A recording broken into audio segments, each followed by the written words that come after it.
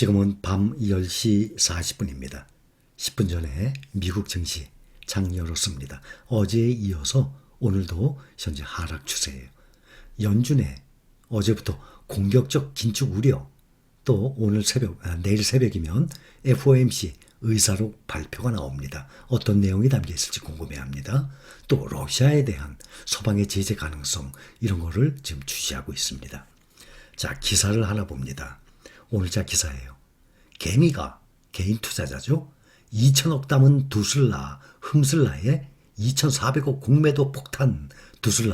두산중공업, 흠슬라 HMM, 테슬라를 따라서 흠슬라 이렇게 얘기를 하고 있어요. 2,400억 공매도 폭탄.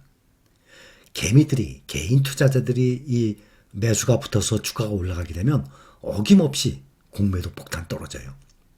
국내 증시에서 개인 투자자들에게 인기가 요즘 많은 두산중공업과 HMM의 공매도 투자가 몰리고 있습니다. 개인 투자자가 매수세 유입이 지속되고 있지만 공매도 매물 압박에 주가 당연히 떨어지게 되죠. 하향 곡선을 그리고 있습니다. 지난달 29일부터 3월 29일, 어제 5일까지 일주일간 두산중공업이 1,311억 원의 공매도 매매가 이루어졌습니다. 이 기간 동안 공매도 거래대금 1위예요. 두산중공업은 개인 투자자에게 두슬라로 불리면서 인기를 끌고 있는 종목이에요. 그런데 장기적으로 보면 아주 주가는 엉망입니다. 보통 보면은 사람들이 기사를 딱 보게 되면 주가가 많이 오르고 난 다음에 기사가 떠요. 그걸 보고 뒤늦게 들어갔다가는 물리기 십상이에요. 물리는 게 다반사예요. 공매도 거래대금 1위에 해당하는 금액인데 공매도 거래대금 2위는 HMM입니다. 공매도가 1,108억 원. 개인들이 이 외국인이나 기관, 특히 외국인들 이 공매도를 치면은 감당을 못해요. 3등이 삼성 SDI가 그래도 그동안 많이 올랐습니다. 또 SK하이닉스, KB금융 이런 데다가 공매도 금액이 아주 상당히 큰 상태예요. 개인 투자자들이 여전히 이들 종목을 꾸준히 매수하고 있어요. 일주일 새 개인 투자자들이 두산중공업을 1,166억 원 매수했습니다. 그런데 이거 이상으로 공매도를 치니 공매도 매물이 2,400억 이상이 나오고 있어요. 그래서 일주일 동안 코스피가 0.66% 상승을 했는데 두산중공업은 4.1% 하락, HMM은 3.8% 하락했습니다. 이 종목의 공매도 투자가 몰리는 것은 두 회사의 주가가 지난달 초 중순까지 가파르게 상승하면서 단기 과열 국면이라는 인식이 퍼지니까 이렇게 공매도가 들어온 거예요. 두산중공업이 지난 2월 15일 15,200원에서 3월 14일 23,900원 한 달 동안에 57%나 급등을 했습니다. HMM 주가는 1월 말부터 3월 4일까지 한 달 동안에 78%나 뛰었어요. 이렇게 급등했다는 뉴스를 보고 뒤늦게 들어갔다가는 항상 물리는 경우가 많습니다. 그래서 어떤 종목이든지 예를 들어서 LNF, 에코프로 BM 얼마나 많이 올랐습니까? 뭐든지 초창기에 오르기 전에 종목 분석을 해서 그것을 잡고 오랫동안 기다려야 돼요. 근데 그 종목 분석을 해서 그런 걸 잡는 것을 기관이나 외국인도 그거 쉬운 게 아니거든요. 그런데 하물며 개인 투자자가 정말 실력이 있는 개인 투자자 극히 일부는 있을 겁니다. 그러나 일반적으로 보면 그것을 오르기 전에 이거 앞으로 몇 년 후에 몇 배 오를 거야 예상을 하고 미리 낮은 저점 가격에 매수해서 몇 년을 어떻게 기다립니까? 우리가 투자 중인 가장 안정적인 S&P 500 ETF나 나스닥 100 ETF도 매수했다가 떨어지면 투자한 지 단 몇 달 안 됐는데도 불안해하는 사람들이 상당히 많은 상태에서 이렇게 국내의 개별 종목을 가지고 에코프로 BM, LNF처럼 초창기부터 이것을 오르든 내리든 꾸준히 기다릴 수 있습니까? 그게 결코 쉬운 게 아닙니다. 모멘텀 측면에서 보면 두산중공업, 새 정부의 이 탈원전 정책 폐기 그 기대감이 높아요. 또 HMM도 컨테이너 운임 계속 올라가고 있죠. 당분간 또 지속될 겁니다. 그러나 주가를 보면 두산중공업 한 달 동안 50% 오르고 70% 오르고 이렇게 짧게 보는 게 아니죠. 2010년부터 한번 봅니다.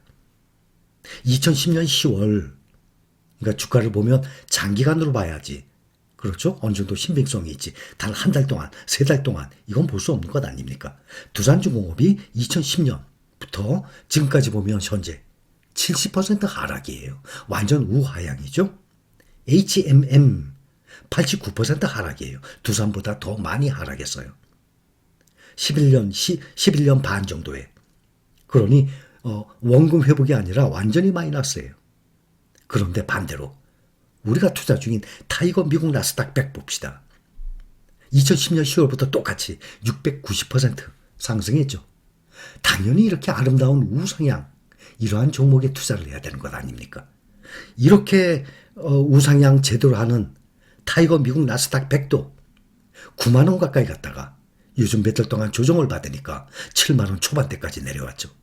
다시 8만 원까지 올라갔다가 어제 조정받았죠. 오늘 또 미국 증시가 또 떨어지니까 내일 또 좀 떨어질지 몰라요. 그럼 또 8만 원 이하로 또 떨어지겠죠. 그러나 장기적으로 보면 타이거 미국 나스닥 100처럼 이렇게 아름다운 우상향 방향으로 가는 그러한 주식에 꾸준히 묻어놔야 되겠죠. 항상 특히 초보 되시는 분들 헷갈릴까 봐 제가 몇 번 말씀드렸어요. 타이거 탑 10이 있고 타이거 미국 테크 탑 10이 있어요. 이것을 한번 봅시다. 그런데 1년밖에 못 봐요. 왜냐하면 타이거 탑 10, 국내 삼성전자부터 뭐 현대차, 네이버 상위 10개 종목에 투자하죠. 시가총액이 그래봤자 삼성전자 외에는 다 시가총액이 몇십 조예요. 근데 타이거 미국 테크 탑 10은 미국뿐만 아니라 전 세계의 탑 10 아닙니까? 시가총액이 수천조, 수백조예요. 그러니까 아예 비교가 안 되는 거죠. 그런데 이름이 비슷하니까 헷갈릴 거예요. 타이거 미국 테크 탑 10이 작년 9월에 시작했으니까 아직 1년이 채 안 됐어요. 1년으로 봅니다. 타이거 미국 테크 탑 10, 1년 동안 투자를 해서 들고 있었다. 그러면 24.33%예요. 24.33%. 타이거 탑 10은 거꾸로 마이너스 19.66%예요. 1년 동안에 보면. 그러니 어디에 투자할까요? 국내 1등부터 10등까지 타이거 탑 10에 투자할까요? 아니면 타이거 미국 테이크 탑 10, 미국 세계 1등부터 10등까지 여기에 투자할까요? 이것이 지금 1년간 미국 테이크 탑 10은 24%고 플러스 국내 투자는 타이거 탑 10은 마이너스 19.66, 마이너스 20%. 이것이 앞으로 3년, 5년, 10년 해가 갈수록 점점 그 벌어지는 갭의 차이가 점점 크게 벌어질 것입니다. 마찬가지로 코덱스 미국 반도체 1년이 안 됐어요. 작년 6월 30일 날 상장했으니까. 그러나 1년으로 찍어서 봅니다. 코덱스 반도체는 국내 반도체 마이너스 7.3%예요. 국내 반도체. 그런데 1년이 안 됐지만 코덱스 미국 반도체는 플러스 7.67%예요. 완전히 반대로 가고 있죠.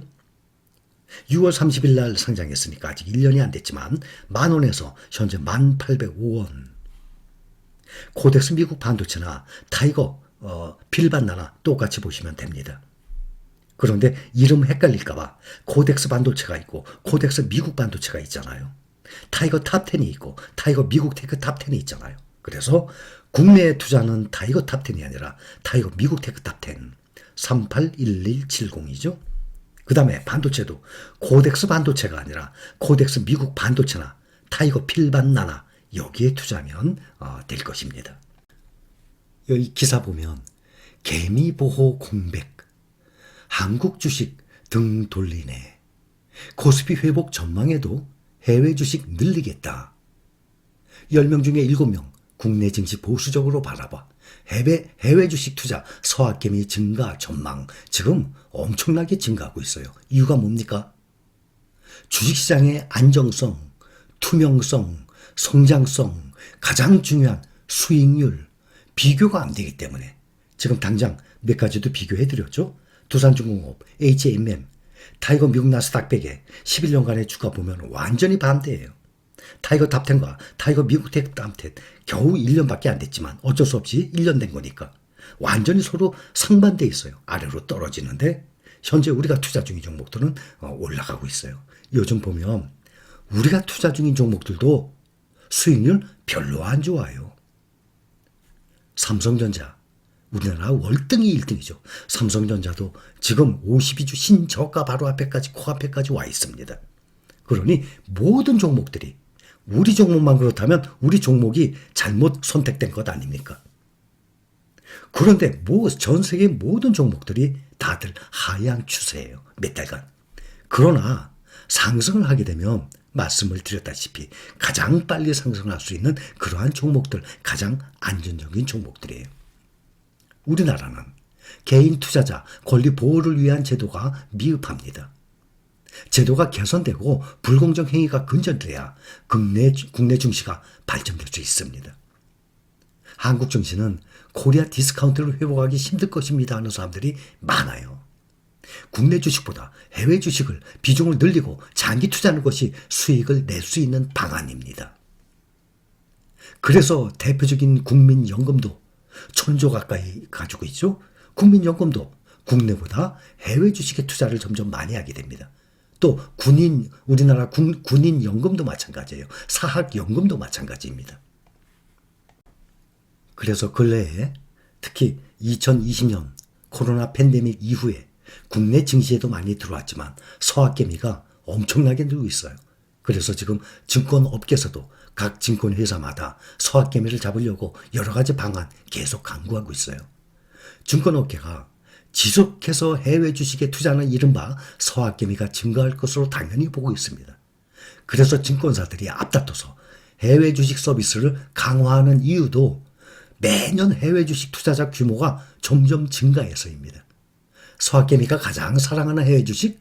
바로 그 시장은 미국이에요. 서학개미 그러면은 대부분이 미국이에요. 그 외에 유럽도 있고 중국도 있고 그렇지만 대부분 미국이에요. 해외 주식 결제액에서 미국 주식이 차지하는 비중이 평균 90%를 상회합니다. 그러니 해외 주식, 서학개미 그러면 대부분 미국 주식을 보면 됩니다. 그래서 신문 기사나 이렇게 인터넷 기사에 어떤 종목이 어떻다, 또 어디서 추천을 한다, 미국이든 국내 애널리스트든 누가 추천을 한다, 이미 늦은 거예요. 그리고 어떤 종목이 지금 얼마 동안에 얼마큼 올랐다, 그런 기사가 뜨면 이미 늦은 거예요. 그런 걸 보고 손쉽게 또 짧은 시간에 돈 벌기 위해서 거기 막 들어갔다가는 여러분들 그대로 물리는 경우가 많습니다. 더군다나 국내 개별 종목 가지고 투자를 해서 돈을 벌어요. 기관과 외국인을 이겨내면서 또 거기에 공매도까지 이겨내면서 국내 개별 종목을 가지고 투자를 해서 돈을 번다는 것은 결코 쉬운 일이 아닙니다. 또 우리는 장기 투자자들이에요. 노후 대비를 해서 투자를 하는 건데 어느 종목에다가 노후 대비를 합니까? 그 국내 종목들, 삼성전자들 지금 이렇게 힘든데 삼성전자 이외에 웬만한 종목들 보세요. 5년, 10년, 20년 장기 투자할 종목이 있는지. 삼성전자처럼 꾸준히 우상하는 종목들이 극히 드뭅니다. 그런데도 삼성전자 투자했는데도 가장 안정적인 종목인데도 이렇게 작년 초부터 이렇게 흘러내리는 것 보면 얼마나 힘들어 하십니까? 결론은 가장 기본적인 S&P 500 ETF, 달러로 투자하든 원화로 투자하든 나스닥 100 ETF 두 가지가 가장 기본 베이스입니다. 가장 그 두 가지, 그 이외에 추가로 앞으로 미래 멀리 보고 2차 전지나 반도체나 미국 테크 탑10이나 이런 데를 추가로 부지런히 만원대 저가 매수 부지런히 해나가면 주가에 영향을 미치는 가장 중요한 것 말씀드렸죠? 기업의 실적이에요. 매출, 이익 여기에 이상이 없으면 됩니다. 그런데 개별 종목은 항상 이것을 모니터링 해야 되잖아요. 1년에 4번 실적 발표하죠. 1분기부터 4분기. 그때마다 매출이 늘었는지 이익이 어떻게 들어가는지 꼭 봐야 되거든요. ETF는 그럴 필요가 없어요. S&P 500, 500대 대기업 중 잘 달리지 못하면 퇴출됩니다. 영국의 그 프로축구 프리미어 리그 1등부터 20등까지 설명드렸죠. 그 중에 18, 19, 20등 밑에 3개 팀은 퇴출되잖아요. 2부 리그. 대신 2부 리그에서 1, 2, 3등 하던 팀이 다시 또 들어옵니다. 잘 달리는 말이 또 새로 들어와요. 나스닥100도 마찬가지예요. 나는 그 종목만 들고 있으면 알아서 리밸런스 다 해줘요. 얼마나 안전하고 편합니까? 우리는 여기에 투자 중입니다. 여기까지 감사합니다.